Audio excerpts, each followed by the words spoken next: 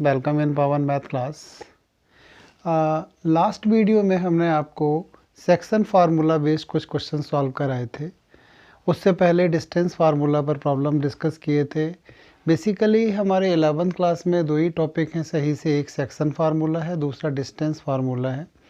तो हम आज कुछ मिक्स्ड प्रॉब्लम ले रहे हैं जिसमें सेक्शन फार्मूला भी होगा एंड डिस्टेंस फार्मूला भी होगा। तो आज हम इस चैप्टर को फिनिश करना चाहते हैं, तो हमने पहले लॉट में आपके लिए 4 क्वेश्चंस लिखे हैं। पहले हम फर्स्ट क्वेश्चन देखते हैं क्या करना है। Find the coordinates of the point which is equidistance from the points. 4 point दे रखे हैं, इनसे हमारा एक पॉइंट इक्वल डिस्टेंस पर है, हमें उस पॉइंट के कोऑर्डिनेट्स निकाल के देने हैं। How we can attempt this question. थोड़ा पहले फिगर देखते हैं, फिर करने की कोशिश करेंगे। अब ये 4 पॉइंट्स हैं, कोलिनियर है या नहीं है कुछ नहीं मुझे पता है, तो हमने ये 4 पॉइंट्स अपने रिप्रेजेंट कर दिए 0 0 0 से। ये पहला पॉइंट है सपोज, दूसरा पॉइंट है हमारा A 0 0, तीसरा पॉइंट है सपोज अपना 0 B 0 एंड फोर्थ पॉइंट है अपना यहाँ पर C 0 0 C। और एक पॉइंट रिक्वायर्ड पॉइंट है, let us suppose that it is x y z, it is equidistance from this point. ये डिस्टेंस, ये डिस्टेंस, ये डिस्टेंस और ये डिस्टेंस बराबर है। जितना PO है उतना ही PA है, PB है एंड PC है। मुझे नहीं पता है ये पॉइंट लाइन में है या नहीं है, तो इस तरीके से हमने यहाँ 4 पॉइंट्स बना दिए और रिक्वायर्ड पॉइंट ले लिया है PX बाई Z। कैसे सॉल्व करेंगे। Let required point be PX by Z according to question. जो हमारी प्रॉब्लम है उसके अकॉर्डिंग सबसे पहले हम क्या करते हैं, PO is equal to PA दिखा देते हैं। PO अगर PA के बराबर है तो डेफिनेटली हम क्या लिख सकते हैं, PO square is equal to PA square. ऐसा हम क्यों कर रहे हैं, क्योंकि PO एंड PA दोनों में ही रूट का साइन आएगा और हम रूट के साइन को अवॉइड करना चाहते हैं। हमने क्या कर दिया, स्क्वायरिंग कर दी। PO स्क्वायर कितना हो जाएगा आपका यहाँ से, x माइनस 0 का स्क्वायर, y माइनस 0 का स्क्वायर, z माइनस 0 का square. PA means x minus a square plus direct लिख देते हैं y square and z square. y square z square के टर्म तो पक्का कैंसिल हो जाएंगे। आपके पास आएगा x square is equal to x square minus 2ax plus a square. X square से एक्स स्क्वायर भी कैंसिल आउट होगा। यहाँ से सॉल्व करोगे तो 2ax is equal to a square, square से ये भी फिनिश हो गया। So you will have x is equal to a by 2। X की वैल्यू तो a बाई 2 आ गई है। अब बेटर यही होगा PO is equal to PB दे दीजिए। यहाँ से आप PO square is equal to PB square लिख दीजिए। PO तो अभी अभी हमने कैलकुलेट किया ही है, no need to do again. तो X square Y square Z square. PB देख लीजिए, एक्स स्क्वायर एक्स माइनस ये हो जाएगा, सीधा ही लिख दो एक्स स्क्वायर, क्यों एक्स माइनस 0 लिखोगे, x square plus y minus b square plus z square. बड़ी सिंपल सी कैलकुलेशन है, जैसे पहले था वैसे ही ये है। तो यहाँ से आपका बाई इज इक्वल टू आ जाएगा B/2। एक और है, यहाँ आपने ये दिखाया, एक कंडीशन आप और लिख सकते हैं, also PO this is equal to आप PC दे सकते हैं। ठीक है, तो यहाँ से आप क्या लिखेंगे, x square plus y square plus z square, it is x square plus y square plus z minus c square. ये दोनों कैंसिल हो जाएंगे और यहाँ से जैसे अभी किया z की वैल्यू C/2 आ जाएगी। आप दे सकते हैं required point B A/2 B/2 C/2। उस पॉइंट के कोऑर्डिनेट जो ओ ए बी सी से इक्वल डिस्टेंस पर है, पक्का a/2 b/2 एंड c/2 होगा। एक सिंपल सी प्रॉब्लम थी, हमने PO = पहले PV ले लिया, PO = PV, दोबारा हमने फिर यही PO रखा PV के बराबर, क्योंकि सिंपल था, x² y² z² था एक, और थर्ड टाइम इसको इसके बराबर दे दिया। तो इस तरीके से हमने अपना फर्स्ट क्वेश्चन सॉल्व कर लिया। Now please come on the second problem. Second problem कहता है find the area of the quadrilateral whose vertices are 0, 4, 1 and 2, 3, -1, 4, 5, 0 and 2, 6, 2। तो सबसे पहले तो हमें यही नहीं पता है कि ये क्वाड्रिलेटरल है क्या। पैरेललोग्राम है, रोम्बस है, रेक्टेंगल है, स्क्वायर है। एरिया तो हम तब कैलकुलेट कर पाएंगे जब पहले हमें ये पता लगे ये क्वाड्रिलेटरल किस शेप का है। अगर मान लो ये कुछ भी नहीं है क्वाड्रिलेटरल, ना तो रोम्बस बनता है, ना पैरेललोग्राम, ना स्क्वायर, तो फिर और प्रॉब्लम। ट्राइंगल्स की हेल्प से एरिया निकालेंगे, और वो 10th वाला फार्मूला तो लग नहीं पाएगा, क्योंकि 10th में भी आप लोग पढ़ के आए थे एरिया के लिए। उसमें क्या था, x1 y1 प्लेन ज्योमेट्री पढ़ रहे थे हम, वो हमारी प्लेन कोऑर्डिनेट ज्योमेट्री थी। 2 ही कोऑर्डिनेट्स होते थे, यहाँ पर 3 कोऑर्डिनेट्स हैं, तो फिर एरिया तो किसी और तरीके से ही हम निकाल सकते हैं। 10th वाला मेथड बच्चे क्या करते थे 10th में, क्वाड्रिलेटरल था, क्वाड्रिलेटरल से फटाफट 2 ट्राइंगल बनाते थे। पहले ट्राइंगल का एरिया कैलकुलेट किया, दूसरे ट्राइंगल का एरिया कैलकुलेट किया और आपस में ऐड कर दिया, तो ये बन जाता था एरिया ऑफ क्वाड्रिलेटरल। बट यहाँ ऐसा नहीं हो सकता है, यहाँ पॉइंट हमारे स्पेस में लाई कर रहे हैं, प्लेन पर नहीं लाई कर रहे हैं। 3 कोऑर्डिनेट्स है ना, तो 3 कोऑर्डिनेट का मतलब हम स्पेस ज्योमेट्री में हैं, 3D ज्योमेट्री पर हैं। तो जो हम 10th का मेथड था वो यहाँ पर नहीं अप्लाई कर पाएंगे। देखते हैं क्या करेंगे। अब हमने क्या किया, फिगर बना दिया। अब इस फिगर को क्या कहेंगे, फ़िलहाल तो कुछ भी नहीं बोलेंगे, क्या है A, B, C and D। Coordinates लिख देते हैं। A के कोऑर्डिनेट हैं 0, 4, 1, B के कोऑर्डिनेट्स हैं 2, 3, -1, 4, 5 and 0 and 2, 6, 2।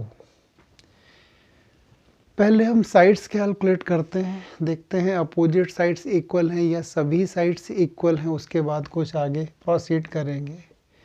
A B direct लिखेंगे, 0 - 2 का square that is 4, 4 - 3 1 and 1 + 1 4 and it is coming 3। A B आ गया। अब बी सी कैलकुलेट करते हैं। बी सी क्या रहेगा, 2 - 4 -2 का square 4, 3 5 again 4 and +1। Very good, मतलब रोम्बस या स्क्वायर की तरफ जा रहे हैं हम। सी डी कैलकुलेट करते हैं। रूट ऑफ 4 5 4 5 6 1 एंड 4, ये भी 3 आ गया। गुड, पक्का रोम्बस या स्क्वायर ही होना चाहिए। डी ए देखते हैं। डी ए = क्या हो जाएगा, 4 + 4 एंड +1, मतलब सभी साइड्स बराबर आ गई हैं। अब हमारे पास 2 चीज़ों की पॉसिबिलिटी है, either it is a rhombus और इट इज़ ए स्क्वायर। अगर ये रोम्बस है तो इसके डायगोनल्स नहीं इक्वल होंगे, स्क्वायर है तो डेफिनेटली डायगोनल्स इक्वल होंगे। हम ए सी भी कैलकुलेट कर देते हैं, देखते हैं। A C = 0 - 4 16, 4 5 1 and 1, it is coming root of 18। A D के बाद बी डी कैलकुलेट करते हैं। बी डी = 2 2 0 3 6 9, 3 6 9 होगा और दूसरा भी 9 होगा। Good, root of 18। तो यहाँ से आपको क्या दिखता है, A B = B C C D D A and A C = B D. Therefore, quadrilateral ABCD is a square. ये क्या है आपका पक्का स्क्वायर है। Area of square, area of quadrilateral ABCD, this is equal to side square and it is coming 9 square units। मतलब indirect इसका intention ये था कि आपको ये पहचान करनी आनी चाहिए कि ये क्वाड्रिलेटरल कौन सा क्वाड्रिलेटरल है। स्क्वायर है तो फिर एरिया आपने कैलकुलेट कर ली है। करेक्ट। तो आपका सेकंड क्वेश्चन भी ख़त्म हो जाता है। Now we are on third question. हम थर्ड क्वेश्चन देखते हैं। थर्ड में कहता है find the ratio in which the line segment joining the points divided by plane. अब देखो थोड़ा सा एक कन्फ्यूज़न होगा आपके सामने। यहाँ पर प्लेन लिख दिया है ये। अब ये चीज़ आप जब 12th में जाएंगे तो आपको क्लियर होगा कि प्लेन की इक्वेशन हमेशा ax plus b y plus c z plus d is equal to 0 होती है। स्टैंडर्ड इक्वेशन ऑफ प्लेन है। 11th में आपने प्लेन की इक्वेशन के बारे में नहीं पढ़ा है। 2D में ज़रूर आपने इक्वेशन ऑफ लाइन पढ़ ली है, वो भी 2D में। 3D में आपने इक्वेशन ऑफ लाइन भी नहीं पढ़ी है। ये equation of plane and equation of line 3D में दोनों ही हैं, but you will study in class 12th। आपको 12th में ही पढ़ने को मिलेगा, 11th में नहीं है। यहाँ वर्ड यूज हो गया है तो बस छोटी सी बात आप ध्यान रखेंगे। Linear equation in x by z, it is represent equation of plane in 3D geometry. ये 3D ज्योमेट्री में इक्वेशन ऑफ प्लेन को रिप्रेजेंट करता है। Now come on the question number third. कोई लाइन सेगमेंट है, पॉइंट है इस पर। पहला पॉइंट है 2 माइनस का 3 एंड 6। दूसरा पॉइंट है 3 4 एंड माइनस का 1। ये डिवाइड होता है किससे? एक प्लेन से, और उस प्लेन की इक्वेशन आपको पता है। सपोज ये पॉइंट P है, P इसको k/1 में डिवाइड करता है या m/1, जिसमें आपका दिल करे। मान लीजिए प्लेन की इक्वेशन यहाँ लिख लो 2x plus 3y minus z is equal to 3। Let P divides AB in the ratio of k/1। लिखना है तो लिख दीजिए let P divides AB in the ratio of k/1. Let us suppose that coordinates of P are x, y, z. So I think easily you can get x is equal to, बेटा ये हमेशा इधर आता है और ये वाला इधर आता है, तो ये हो जाएगा 3k minus 2 divided by k plus 1। y की वैल्यू होगी 4k plus 3 divided by k plus 1। z की वैल्यू होगी minus k plus 6 over k plus 1।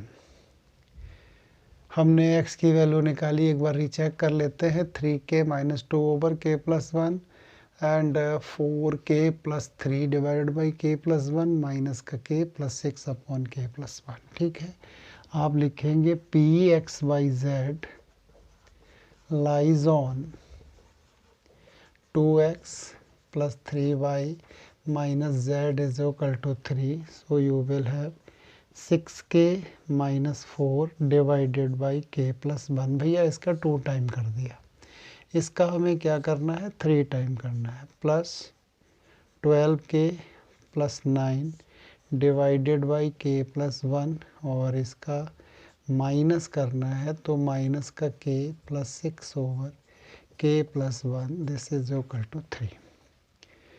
हमने इसे लिखा 6k minus 4 upon k plus 1, उसके बाद 3 4 12k plus 9 upon k plus 1, and उसके बाद हमने लिखा यहाँ पर माइनस का k प्लस 6। ठीक है, सॉल्व करते हैं तो ये आ जाएगा 6k plus 12k plus k minus का 4 plus 9 minus 6, this is equal to 3k plus 3। Cross multiply कर दिया एंड आपस में सभी ऐड कर दिए। 6 12 18 19, 19 से 3 जाएगा, कितना बचेगा? 16k। नंबर्स देखो क्या हैं अब, 4 एंड 6 माइनस का 10 एंड माइनस का 13 और इधर आ जाएगा माइनस का 4, दिस इज इक्वल टू 0। तो k की वैल्यू हमारी आ जाएगी 1/4। Required ratio 1/4:1, this is equal to 1:4 internally. क्यों बेटा इंटरनली है ये? मैंने आपको बताया था स्टार्टिंग में, अगर m/n की वैल्यू पॉजिटिव आती है तो रेशियो हमेशा जो होगा वो इंटरनल डिवीज़न का रहेगा, और अगर नेगेटिव आता है तो ये एक्सटर्नल डिवीज़न का केस होगा। तो ये इंटरनल डिवीज़न का केस था, हमने ख़त्म कर लिया। क्वेश्चन नंबर 4, इसमें एक इंस्ट्रक्शन दे रखी है, आपको इसे फॉलो करना पड़ेगा। यूजिंग सेक्शन फार्मूला, मतलब हमें सेक्शन फार्मूला अप्लाई करते हुए ही दिखाना है कि गिवन पॉइंट्स आर कोलिनियर। वैसे तो ये हमने 10th में भी ऐसा प्रॉब्लम किया है, वहाँ तीन तरीके से हमने सॉल्व किया था ऐसा क्वेश्चन। एक तो डिस्टेंस फार्मूले से 3 पॉइंट्स को हम कोलिनियर दिखा देते थे। दूसरा, अगर एरिया ऑफ ट्राइंगल सीधा सीधा निकालते थे और 0 आ जाता था तो लिख देते थे given points are collinear, correct. और तीसरा, सेक्शन फार्मूले से भी हमने कैलकुलेट किया था। यहाँ हमारे पास केवल एक ही ऑप्शन है कि using section formula prove that given points are collinear. कोई प्रॉब्लम नहीं है, हम सेक्शन फार्मूले से ही करेंगे। बेसिकली डिस्टेंस फार्मूले से तो यहाँ हम कर सकते हैं, बट एरिया ऑफ ट्राइंगल से हम यहाँ नहीं कर सकते थे क्वेश्चन। अपने पास दो ही ऑप्शन थे, या तो हम क्या करते, डिस्टेंस फार्मूला अप्लाई करते, अदरवाइज हम क्या करते, सेक्शन फार्मूला यूज़ करते। बट इसने हमें कंपेल कर दिया है कि आपको सेक्शन फार्मूला ही लगाना है, तो सेक्शन फार्मूला ही लगाएंगे। क्वेश्चन नंबर 4, ये ए पॉइंट है अपना, ये बी पॉइंट है, और हमने लाइन पे ही ले लिए, कोलिनियर ही ले लिए, मान लिया। अभी होंगे ही होंगे जब प्रूफ करा रहा है। तो ये है -4 10 6, -4 6 10, बी पॉइंट है 2 4 6, एंड सी पॉइंट है 14, 0, -2। हमने माना let B divides AC in the ratio of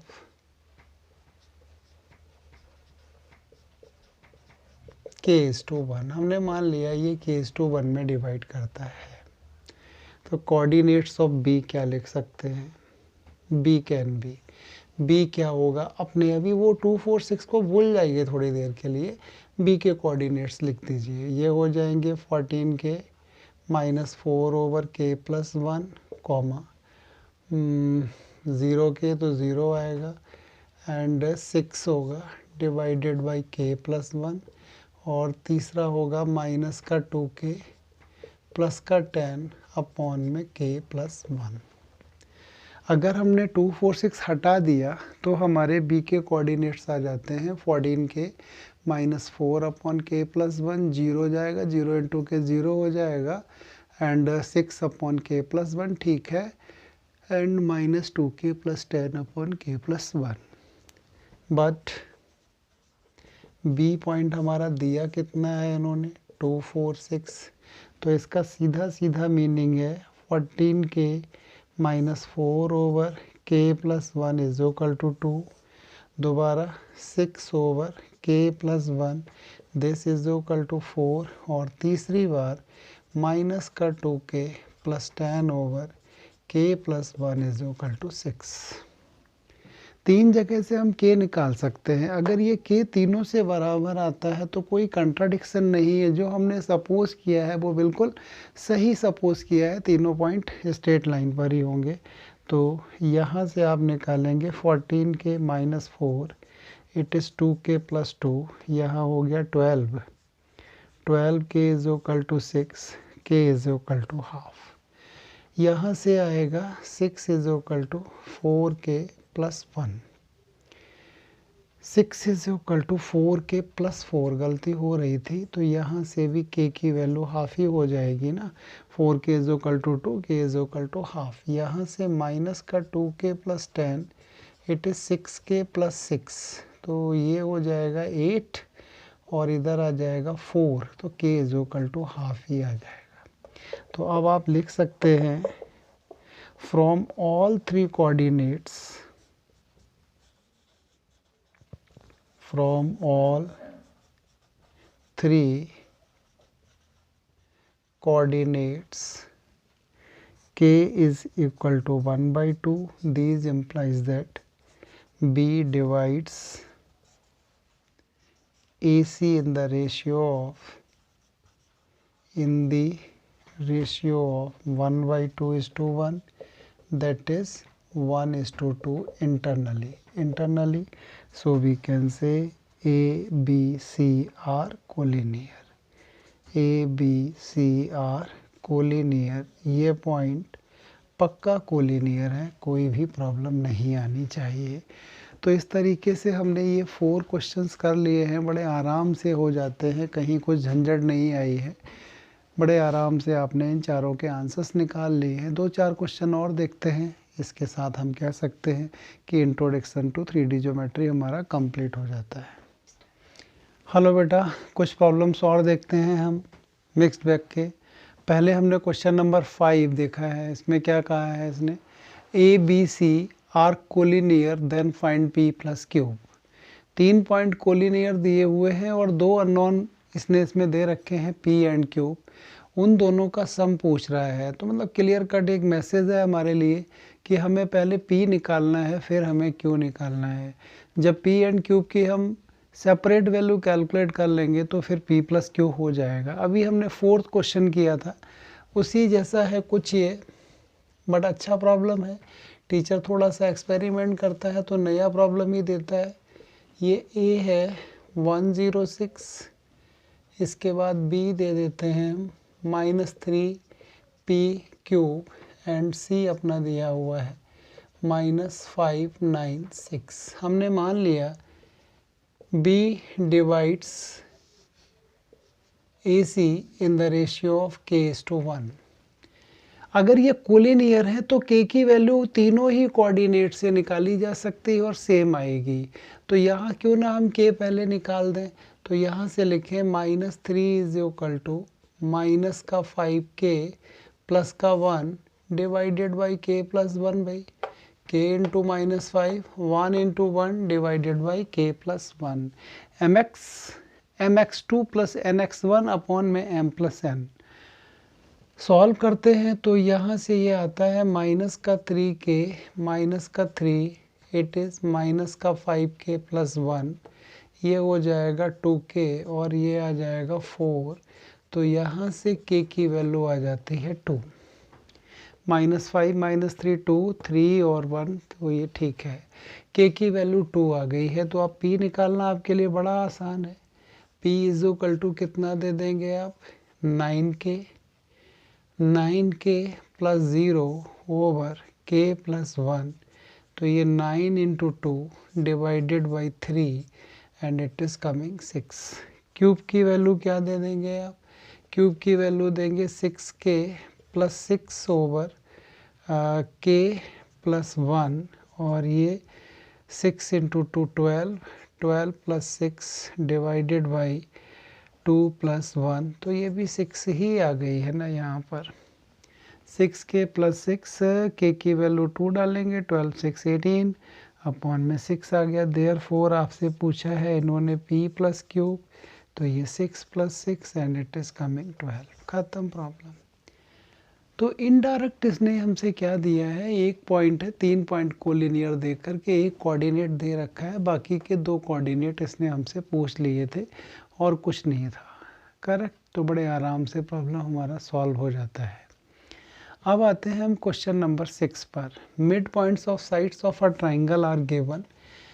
इसके बाद कहता है find the vertices of the triangle. Triangle के वर्टिसेस क्या होंगे वो कैलकुलेट करके दीजिए, and also find its centroid. इस ट्राइंगल का सेंट्रॉइड क्या होगा, तो सेंट्रॉइड तो आपको मैंने बहुत अच्छे से समझाया था स्ट्रेट लाइन चैप्टर में। हमने तो आपको चारों ही सेंटर बताए थे, अगर आपने हमारा वीडियो देखा होगा तो सेंट्रॉइड, ऑर्थो सेंटर, सरकम सेंटर, इन सेंटर, इन चारों को ही कैलकुलेट करना सिखाया था। यहाँ तो केवल सेंट्रॉइड का छोटा सा डिस्कशन है। सेंट्रॉइड का मतलब होता है इंटरसेक्टिंग पॉइंट ऑफ मीडियंस, जहाँ पर मीडियंस डिवाइड करते हैं, इनको हम बोलते हैं सेंट्रॉइड। मतलब और आप कह सकते हैं it is the point of concurrency of medians, medians की कॉन्करेंसी का पॉइंट है ये। तो पहले तो ट्राइंगल के वर्टिसेस निकालने हैं। अब देखिए इसके वर्टिसेस निकालने के दो तरीके हैं, एक अलजेब्रा पर ज़्यादा बेस्ड है, दूसरा ज्योमेट्री पर। आपको जो भी अच्छा लगे वो अप्लाई करना, हम आप पर डिपेंड करेंगे। ABC डिसीजन आपका होगा। ये P पॉइंट है, ये Q पॉइंट है और ये R पॉइंट है। P इसका मिड पॉइंट है, Q इसका मिड पॉइंट है एंड R इसका मिड पॉइंट है। हमने A के कोऑर्डिनेट्स ले लिए हैं x1, y1, z1, B के कोऑर्डिनेट्स x2, y2, z2, यही हमें निकालने हैं। C के हमने x3, y3, मैं प्लस लगा रहा था, एंड z3 है। P पॉइंट के कोऑर्डिनेट्स 5, 7, 11 है, यहाँ दिए हैं 5, 7, 11। Q पॉइंट के कोऑर्डिनेट 0, 8, 5 है, 0, 8, 5 है एंड जो हमारा लास्ट R पॉइंट है वो है 2, 3, -1। अगर हमें यहाँ पर ओनली सेंट्रॉइड निकालना होता तो हम बहुत जल्दी निकाल देते। मिड पॉइंट्स जो ट्राइंगल बनेगा उसका सेंट्रॉइड और जो हमारे ओरिजिनल ट्राइंगल का सेंट्रॉइड होगा वो पक्का कोइंसाइड करेंगे। अभी हम ये चीज़ आपको प्रूव भी करा देते हैं। लेकिन इसने वर्टिसेस पूछे हैं तो थोड़ी मेहनत करनी पड़ेगी। आप क्या करेंगे, यहाँ लिखेंगे x1 + x2 / 2 this is equal to 5। ऐसे ही x2 + x3 / 2 this is equal to 0 and x1 + x3 / 2 this is equal to 2। x1 + x2 की वैल्यू 5 आ जाएगी, x2 + x3 की वैल्यू 0 आ जाएगी, x1 + x3 की वैल्यू 2 आ जाएगी। यहाँ से आप निकालेंगे तो x1 + x2 इट इज़ 10। यहाँ आप कैलकुलेट करेंगे तो x2 and x3 this is 0 और यहाँ से कैलकुलेट करेंगे तो x1 and x3 this is equal to कितना आ जाएगा, 4। पहले हमने एक x1, x2, x3 निकालने का सोचा है। अब यहाँ से देखो कितने प्यार से निकलता है अलजेब्रा, अगर आपका बहुत बढ़िया है तो। यहाँ से इन तीनों को ऐड कर दो, x1 + x2, x2 + x3, x1 + x3 this is equal to 14। ये 2 टाइम्स हो जाएगा, x1 + x2 + x3 this is equal to 14। 2 से इसको डिवाइड कर दीजिए, 7 आ गया। x1 निकालना है तो इन दोनों की वैल्यू रख दीजिए आप। x1 + x2 + x3 कितना है आपका, x2 + x3 0 के बराबर है, दिस इज इक्वल टू 7। तो यहाँ से x1 की वैल्यू आपकी 7 आ जाएगी। अगर आप निकालना चाहते हैं अपना x2 निकालना है तो फिर आपको x1 एंड x3 की वैल्यू डालनी पड़ेगी। ये 4 है तो आप लिख देंगे 4 + x3 this is equal to 7। तो आपका पक्का x3 इज इक्वल टू 3 आ जाएगा। अब आप चाहते हैं x3 कैलकुलेट करना तो आपको क्या करना है, x1 + x2 की वैल्यू डाल देनी है 10 + x3 this is equal to 7। तो यहाँ से यहाँ आपने x2 लिखना था, ये x2 था और यहाँ से आपका x3 जो है वो -3 आ गया। तो आपका x1, x2 एंड x3 निकल के आ गया। इनको अलग लिख लेते हैं, x1, x2 एंड x3। ये अपना 7 है, ये 3 आया और ये -3 आया। ये तो रहा था x1, x2, x3 के लिए। ऐसे ही अब हम क्या करते हैं, y वाला केस कर लेते हैं कंसीडर। जैसे हमने, ये सिंपल तरीका है एक हमारा कैलकुलेशन का, नहीं तो आप बहुत समय ख़राब कर देंगे, उसको इससे सबट्रैक्ट करेंगे, ये वो, आंसर तो आ जाएगा, ऐसा नहीं है नहीं आएगा, लेकिन टाइम बहुत लगेगा और आपको एग्ज़ाम में टाइम मैनेजमेंट करना आना चाहिए। अब क्या करेंगे, अब बाई वन डायरेक्ट लिख देते हैं, by one plus by two, this is 14, by two plus by three, this is equal to by two and by three, 16 आ जाएगा, and by one plus by three, this is equal to 4 आ जाएगा। By one plus by two calculate किया, ये आ गया 14, by one plus by two 14 आ गया, by two plus by three 16 आ गया, by one plus by three हमारा 4 आ गया। तो यहाँ से 2 times y one plus by two plus by three, this is equal to, ये 34, तो y one plus by two plus by three is equal to 17। चलो पहले बाई वन निकाल लो, बाई वन के लिए क्या बाई टू बाई थ्री डालना है ना, 16 and by one, this is equal to 17, तो यहाँ से बाई वन की वैल्यू 1 हो गई। अब बाई टू चाहिए तो बाई वन बाई थ्री डाल दो, 4 है, 4 plus by two is equal to 17, तो बाई टू की वैल्यू 13 आ गई। अब आपको बाई थ्री चाहिए तो बाई वन बाई टू डाल दीजिए, 14 plus by three is equal to 17, तो y three is equal to 3। तो यहाँ से आपका जो बाई वन की वैल्यू है वो आ गई है किसके बराबर, 1 के बराबर। बाई टू की वैल्यू जो है वो आ जाती है 13 एंड बाई थ्री की वैल्यू आपकी आ जाती है 3। अब रह गया Z1 आपको निकालना बाकी है, यहाँ Z2 निकालना है और यहाँ आपको Z3 निकालना है। मैं कैलकुलेट भी नहीं कर रहा हूँ, तीसरा आप खुद कर लेंगे। क्या लिखेंगे आप, Z1 plus Z2, this is equal to 22, Z2 plus Z3, this is equal to 10 and Z1 plus Z3 it is -2। पहले तीनों को ऐड करो, फिर दो दो की वैल्यू डाल के निकाल सकते हैं। एक तो ये तरीका है, दूसरा एक सिंपल तरीका और भी है यहाँ पर, आप उससे भी कर सकते थे, थोड़ा सा बताना चाहेंगे हम आपको। मिड पॉइंट्स से जो सेगमेंट बनते हैं उनको आप ज्वाइन कर दीजिए। मिड पॉइंट से जो सेगमेंट ये बना दो आप, इसको इससे ज्वाइन कर दो, इसको इससे ज्वाइन कर दो और इसको इससे ज्वाइन कर दो। देखो यहाँ पर आपके पास बन जाएंगे कुछ, आपके बनेंगे यहाँ पर पैरेललोग्राम। एक तो आपका यही पैरेललोग्राम बन जाएगा, ये वाला, यहाँ ज्योमेट्री लगेगी, ये पैरेललोग्राम बन जाएगा। आपको पता है पैरेललोग्राम के डायगोनल्स इंटरसेक्ट करते हैं ईच अदर, तो क्या करोगे आप, इसको भी यहाँ से ले लोगे, इसका मिड पॉइंट और इसका मिड पॉइंट कोइंसाइड करा दो, x2 बाई टू Z2, तो पहली लाइन में मिल जाएंगे। ऐसे ही आपका ये भी एक पैरेललोग्राम है APQR, तो यहाँ से एक हम निकाल देते हैं APQR। APQR में आप क्या करेंगे, मतलब यहाँ लिखेंगे quadrilateral APQR is a parallelogram. Geometry लगा रहे हैं हम, तो यहाँ से क्या, mid point of A cube, ये हो जाएगा x1 प्लस 0/2, फिर y1 प्लस 8/2, उसके बाद z1 plus 5/2, this is equal to दूसरे का मिड पॉइंट PR का क्या होगा, 7/2, 3 10/2 एंड 10/2। तो यहाँ से आपका x1 इज इक्वल टू 7 आ जाएगा, y1 इज इक्वल टू 2 आ जाएगा and z1 is equal to 5 आ जाएगा।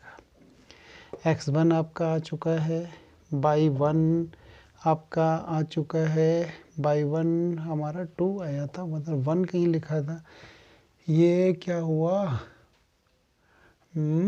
y1 प्लस 8 ही आएगा upon 2 is equal to 7 plus 3 10/2, कुछ कैलकुलेशन एरर होगी, 2 से 2 कट के यहाँ 2 ही आ गया, तो लिखने में मिस्टेक हुई है पहले से, एंड Z1 5 आ जाएगा। Z1 तो निकाला ही नहीं था, तो इस तरीके से x1/1 Z1 आ जाएगा। अब ये वाला अगर पैरेललोग्राम लेंगे तो आपका x2/2 Z2 आ जाएगा, और ये वाला पैरेललोग्राम लेंगे तो x3/3 Z3 आ जाएगा। कुछ बाई वन को कैलकुलेट करने में पहले मिस्टेक हुई है, यहाँ पर मिस्टेक नहीं हो रही है। ठीक है, तो ये हो जाएगा क्वेश्चन नंबर 6। अब इसने कहा है कि इसके वर्टिसिस सेंट्रॉइड भी कैलकुलेट करके दो। तो खैर सेंट्रॉइड निकालना तो आपके लिए बहुत आसान काम है। सेंट्रॉइड आप लोगों को पता है कितना होता है, सेंट्रॉइड आपको पता ही है, x1 plus x2 plus x3/3, similarly y1 plus y2 plus y3/3, ऐसे ही आपका z में।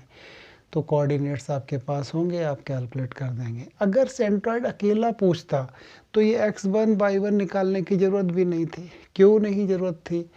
जो ट्राइंगल PQR है और जो ट्राइंगल ABC है, इन दोनों के सेंट्रॉइड सेम ही होंगे। क्यों सेम होंगे? PQR का निकाल लो ना, x1 plus x2/2, y1 plus x1 plus x2/2 पहला आ गया, ये वाला, ये हो जाएगा x2 प्लस x3/2, और लास्ट वाला x3 प्लस x1/2 अपॉन में 3, ये पहला कोऑर्डिनेट आएगा। ऐसे ही बाकी के दो आएंगे। देखो ये सारे 2 टाइम्स हो जाएंगे, अपॉन में 2 है, तो ये x1 plus x2 plus x3 upon 3, बाकी के हम निकालते ही नहीं हैं, सेम ही हो जाएंगे। तो अगर ओनली सेंट्रॉइड पूछता तो फिर ज़रूरत नहीं थी हमें ABC के कोऑर्डिनेट्स निकालने की। जो PQR का सेंट्रॉइड होगा वही ABC का सेंट्रॉइड होगा। ये हमेशा कॉन्सेप्ट आप अप्लाई कर दीजिए। मैंने यहाँ बताने की कोशिश की है, x1 प्लस x2/2 है, इसके बाद x2 प्लस x3/3 है, ये क्या है, x1 प्लस x3/3 है, सबका जोड़ के 3 से डिवाइड किया तो ये x1 x2 x3/3 आता है, वही यहाँ होता है। तो इस तरीके से आप अपना क्वेश्चन नंबर 6 कंप्लीट कर सकते हैं। कैलकुलेशन छोटी मोटी तो आप कर लेंगे, हमारा मेन टारगेट क्या है, आपको कॉन्सेप्ट बतानी, तो कॉन्सेप्ट में गड़बड़ नहीं होनी चाहिए। करेक्ट। अब जैसे क्वेश्चन नंबर 6 में थोड़ा सा कहीं कुछ कैलकुलेशन एरर था, तो वो आप अपना देख लेंगे कहाँ पर एरर हो रहा है। 2 मेथड से निकालेंगे, आंसर तो यूनिक ही आएगा। आंसर में कभी कोई डिफरेंस नहीं होता है, किसी भी मेथड से कैलकुलेट कीजिए, मैथ में यूनिक आंसर मिलता है। Unique means one and only one answer होगा, यहाँ कभी भी कोई भी कंफ्यूजन पालने की ज़रूरत नहीं है। क्वेश्चन नंबर 7, बेसिकली ये हमने आज आपको जानबूझ के दिया है। ऐसा क्वेश्चन हमने लास्ट क्लास में भी कराया था, बट लास्ट क्लास में जो गलती बच्चा करता है वो गलती करके भी सही आंसर आ जाता। लास्ट में जो एंगल बाइसेक्टर था वो बेसिकली हमारा मीडियन बन गया था। लास्ट वीडियो में मैंने क्वेश्चन किया था, मुझे ध्यान है, तो वहाँ पर एंगल बाइसेक्टर मीडियन बन गया था। आज हमने जानबूझ के ऐसा क्वेश्चन लिखा है कि एंगल बाइसेक्टर मीडियन नहीं बनेगा। हाँ, प्रॉब्लम तो भाई लिख दिए जाते हैं, वो करते तो नहीं है, पहले ऑन द स्पॉट ही करने होते हैं। अब 25 साल मैथ पढ़ाने के बाद भी हम पहले क्वेश्चन करके सॉल्व करें फिर तो बेकार हो गया ना। 320 532 532 एंड -9 6 -3, ये रहा angle bisector AD। We have to find the coordinates of D। हमने आपको बताया था एंगल बाइसेक्टर थ्योरम अप्लाई करनी पड़ेगी। हम ये नहीं कह सकते ये दोनों बराबर हैं, हमें यहाँ लिखना पड़ेगा AB divided by AC this is equal to BD divided by DC। AB की वैल्यू कैलकुलेट कीजिए, 3 - 5 4, 2 - 3 -1 का square 1 and 4 divided by AC की वैल्यू कितनी है, 3 9 12 144 4 16 एंड +9। बहुत बढ़िया वैल्यूज़ दी हैं। BD/DC, तो यहाँ से आपके पास आ गया 3/13 इज इक्वल टू BD/DC। मतलब ये अगर 3 है तो ये कितना है 13 है। अब आप डी पॉइंट कैलकुलेट कर सकते हैं। So you will write D is equal to 3 into -9 plus 13 into 5 divided by 3 plus 13। दूसरा क्या हो जाएगा 3 into 6 plus 13 into 3 divided by 3 plus 13। Next क्या रहेगा माइनस का 9 एंड प्लस का 26 अपॉन में 3 प्लस 13। पहले वाला 3 इंटू -9 13 इंटू 5 अपॉन में 3 प्लस 13। दूसरे वाला होगा 3 इंटू 6 13 इंटू 3 अपॉन में 3 plus 13। Next 3 into -3 and 13 into 2। ठीक है, -27 एंड 65 कितना बचा भाई, ये हुआ 65 और ये हुआ 27, तो 35 and 3 38 divided by 16। Am I right? 38 and 27 65। ठीक है, 18 और 39, 39 और 18, 39 और 18 कितना हो गया 57 अपॉन में 16 एंड ये रहा 26 9 कितना 17 अपॉन में 16। कैलकुलेशन ठीक होनी चाहिए अपनी। 18 और 39 57 ही होता है। ठीक है, तो डी पॉइंट के कोऑर्डिनेट्स आपने कैलकुलेट कर लिए है। तो इस तरीके से हमारा क्वेश्चन 7 हो गया। अगर हम इसे मिड पॉइंट ले लेते तो प्रॉब्लम हो जाते हैं। तो अब हम कह सकते हैं कि ये हमारा चैप्टर कंप्लीट हो गया है। अब इसके बाद जो चैप्टर है that's a very important chapter. थोड़ा टाइम लगाएंगे, एक्स्ट्रा भी पढ़ाएंगे बहुत ज़्यादा उसमें हम। आप ये चैप्टर अपना तैयार कीजिए। ये 4 मार्क्स तो गिफ्टेड मार्क्स होते हैं एग्ज़ाम में। 11 बच्चे के लिए बहुत इजी टॉपिक है। जितना मैंने कराया वो मोर देन सफिशिएंट। इतना आप कर लेते हैं तो कहीं कंफ्यूज नहीं होंगे। थैंक यू बेटा।